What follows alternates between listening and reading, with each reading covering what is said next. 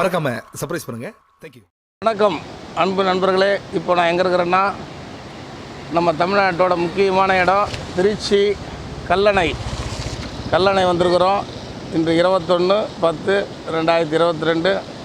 தண்ணி பயங்கரமாக வருது. நல்லா மழை பெஞ்சுது. இப்போ தான் பாருங்கள், தண்ணி கல்லணையை தாண்டி போயின்னு இருக்குது. இப்போது டேம்லேருந்து இந்த இடத்துல நிற்கிறது ரொம்ப பெருமையாக இருக்குது. நம்ம கரிகால சோழன் கட்டிய அந்த கல்லணையாண்ட 1000 ஆண்டுகள் கடந்து கம்பீரமாக பாருங்கள் எவ்வளோ வேகத்தில் வர தண்ணியை நிறுத்தி அனுப்புது பாருங்கள். இந்த இடத்துல வந்து நிற்கிறது ரொம்ப பெருமையாக இருக்குது நண்பர்களே. நீங்களும் மறக்காமல் திருச்சி வந்தீங்கன்னா இந்த இடத்த வந்து பாருங்கள். உங்கள் குழந்தைங்கள்லாம் வந்து சுற்றி காட்டுங்க. இது சாதாரண ஒரு நதி கிடையாது நண்பர்களே. இது பெரிய என்ன சொல்கிறது, இதோட வரலாறு சொல்லப்போனால் பயங்கரமாக இருக்குது. பாருங்கள் தண்ணி எவ்வளோ ஆர்ப்பரிச்சு வருது பாருங்கள் நண்பர்களே. காவேரியோட வேகத்தை பாருங்கள் நண்பர்களே, எவ்வளோ அருமையாக இருக்குது பாருங்கள். இது வந்து ஒரு பாதி தான், இன்னொரு பாதி அந்த பக்கம் இருக்குது. இந்த ஒரு பாதியோட அணை தான் இங்கே பார்க்குறீங்க. இந்த காவேரி எங்கே உருவாகுதுன்னா, கர்நாடகா மாநிலம் கொடகு மாவட்டத்தில் தலக்காவேரி என்ற இடத்துல உருவாகி 800 கிலோமீட்டர் பயணிக்குது. இந்த நதி வந்து 800 கிலோமீட்டர் பயணிக்குது. இதோட தொலைவு வந்து கடலில் சேர்றது 800 கிலோமீட்ரு. 4 மாநிலத்தில் இது தண்ணி வந்து ஓடுது. கர்நாடகா, தமிழ்நாடு, கேரளா, புதுச்சேரி மாநிலம், இத்தனை மாநிலத்துக்கு இந்த தண்ணி வந்து நம்மளுக்கு பயன்படுது. 800 கிலோமீட்டரில் 320 கிலோமீட்டர் வந்து கர்நாடகாவே பயணிக்குது நண்பர்களே. தமிழ்நாட்டில் 416 கிலோமீட்டர் பயணிக்குது. இது தமிழ்நாடு கர்நாடகா 2 எல்லைக்குள்ளே வந்து 64 கிலோமீட்டர் பயணிக்குது. இந்த தண்ணி வந்து பார்டர்லேயே வருது. 2 மாநில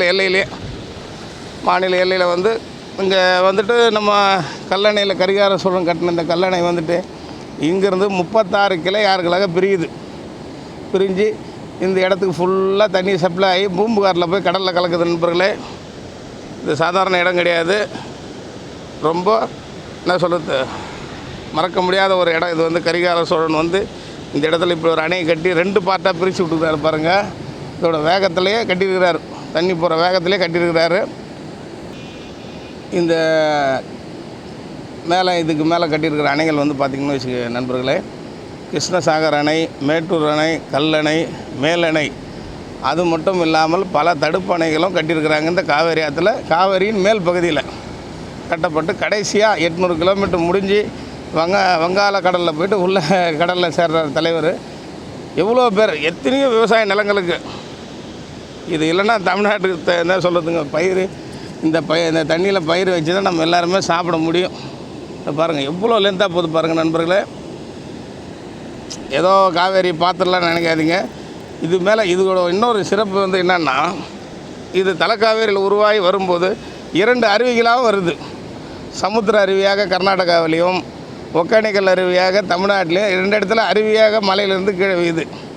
இதுக்கு இன்னொரு சிறப்பு இருக்குது. அதே போல் இது கடக்கும் மாவட்டத்தை பாருங்கள் நண்பர்களே. குடகு மாவட்டம், ஆசான் மாவட்டம், அப்படியே ஆசான்லேருந்து பார்த்திங்கன்னா மைசூர் வருது. மைசூர்லேருந்து மாண்டியா, பெங்களூர் ரூரல், சாம்ராஜ், அதுக்கப்புறம் பார்த்திங்கன்னா தமிழ்நாட்டுக்குள்ளே வருது பாருங்கள் நண்பர்களே. தருமபுரி, சேலம், ஈரோடு, நாமக்கல், கரூர்லேருந்து திருச்சி, தஞ்சாவூர், நாகப்பட்டினம், மயிலாடுதுறை போயிட்டு கடைசியாக பூம்புகாரில் கடலில் கலக்குது. இதோட தொலைவை பாருங்கள் நண்பர்களை, கேட்குறதுக்கு ஆச்சரியமாக இருக்குது பாருங்கள். சாதாரண ஒரு காவேரி நம்ம சொல்ல முடியாது. இதோட சிறப்பு இன்னும் நம்ம சொல்லிக்கினே போகலாம். அதே போல் இந்த காவேரி கரையில் ஏகப்பட்ட சிவாலயங்கள் இருக்குது